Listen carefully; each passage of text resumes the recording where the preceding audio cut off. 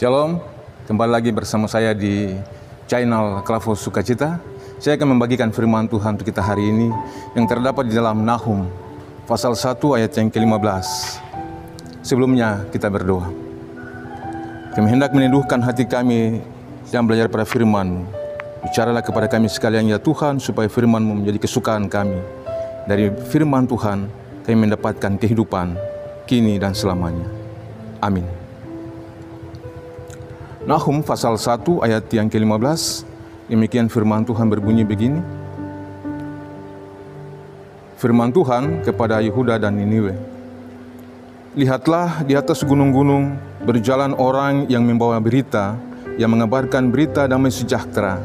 Rayakanlah hari rayamu, hai Yehuda, bayarlah nasarmu, sebab tidak akan datang lagi orang dursila menyerang engkau. Ia telah dilenyapkan sama sekali. Demikian firman Tuhan.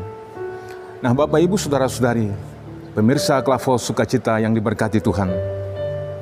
Sering orang bilang, dunia ini lembah air mata, dunia ini lembah penderitaan, dan orang yang tinggal dalam dunia ini pasti mengalami kesusahan, pasti mengalami penderitaan. Ada sakit penyakit, ada begitu banyak penderitaan. Di sana sini terjadi kelaparan, kemiskinan, peperangan. Itu yang terjadi untuk kita hari ini. Nah, suasana yang terjadi bagi ayat ini adalah sebenarnya pembawa berita mengabarkan berita kelepasan yang lama sekali dinantikan. Coba kita bayangkan, saudara-saudara, apa yang kita nantikan dan pada saatnya disampaikan sesuatu yang penuh sukacita. Nabi Nahum dengan lantang mengumandangkan tentang kemurkaan Allah atas para musuhnya.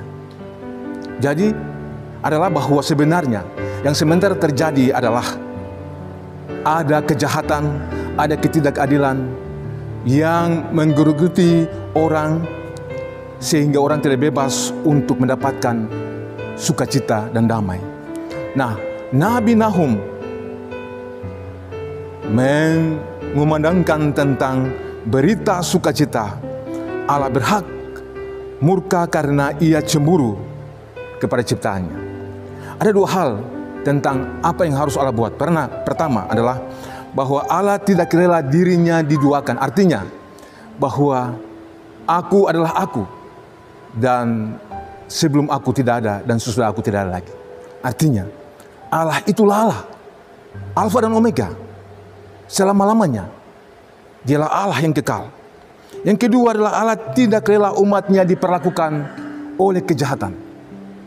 Jadi kalau ada ketidakadilan, ada ketidakbenaran di sana sini, Allah tidak mau itu terjadi. Kenapa? Allah berpihak kepada keadilan dan kebenaran, dan orang yang ada dalamnya itu layak menerima murka Allah. Nah, Bapak Ibu Saudara-saudari pemirsa Klavos Sukacita yang diberkati Tuhan. Oleh karena keadilannya, maka Dia akan membalas para musuhnya dengan murka, dengan kejahatan, karena umat tidak lagi mempedulikan tentang keadilan dan kebenaran Allah. Nah, bagaimana menyikapi sukacita atau berita yang dibawakan dalam damai sejahtera oleh Nahum?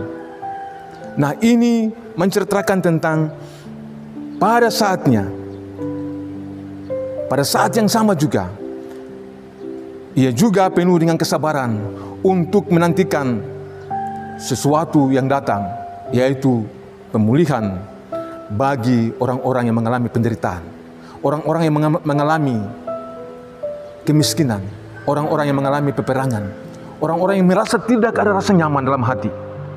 Saatnya ketika pembalasan terjadi, tetapi Dia juga sabar untuk memberikan sukacita itu. Nah, Bapak Ibu Saudara-saudari, pemirsa Klavos yang diberkati Tuhan, kabar baik yang disampaikan ini adalah merujuk kepada bagaimana waktunya akan tiba, bahwa Kristus itu akan memusnahkan penyakit, akan memusnahkan kesusahan, dunia fisik, bahkan iblis.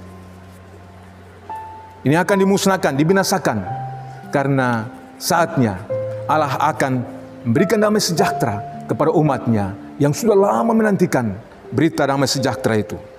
Jadi Bapak Ibu Saudara-saudari, saat kita merasa terhimpit, saat kita merasa susah, saat kita dalam kesakitan, saat kita merasa tidak ada jalan keluar, Allah berjanji dan itu tergenapi di dalam Yesus Kristus. Dia dalam kerja kuasa rohnya memberikan damai sejahtera, sukacita. Oleh kerja kuasanya, maka kita yang merasa susah, merasa terhimpit, merasa tidak ada jalan keluar, di dalam Yesus Kristus kita mendapatkan kelepasan itu. Artinya apa saudara-saudara? Hari ini sudah, waktu ini sudah, Allah telah memberikan sukacita itu kepada saudara.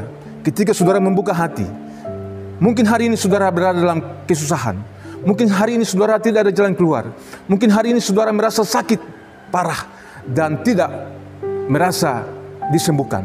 Tetapi percaya saudara-saudara, untuk menyikapi berita sukacita itu, Yesus telah hadir, dan pada masa yang tepat, sakit penyakit, kesusahan, penderitaan, dunia fisik, bahkan iblis akan dibinasakan sama sekali.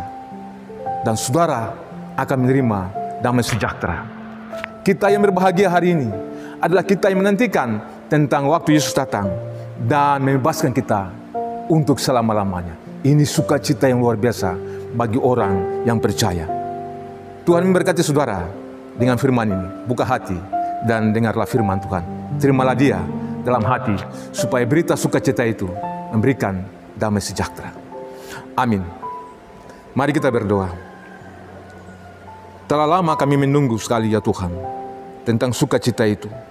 Mungkin kami merasa tidak adil. Mungkin kami merasa susah.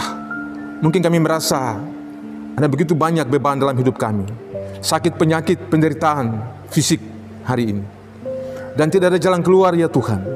Tetapi firman Tuhan telah memberi jawab kepada kami bahwa saat yang tepat, waktu yang tepat itulah, di masa yang akan datang, Tuhan akan membinasakan sakit, penyakit, kesusahan, dunia fisik, bahkan iblis sama sekali. Karena itu kami yang telah dengar firman Tuhan hari ini, sekalipun kami dalam beban pergumulan, Tuhan telah membebaskan kami untuk menantikan masa yang telah Tuhan buat bagi kami dengan sukacita penuh dalam damai sejahtera. Karena berita sukacita itu telah kami dengar untuk memberikan kepada kami kelepasan, untuk memberikan kepada kami kebebasan, menantikan waktu Yesus datang kembali yang kedua kali. Dalam nama Yesus kami berdoa. Amin. Shalom, Tuhan memberkati.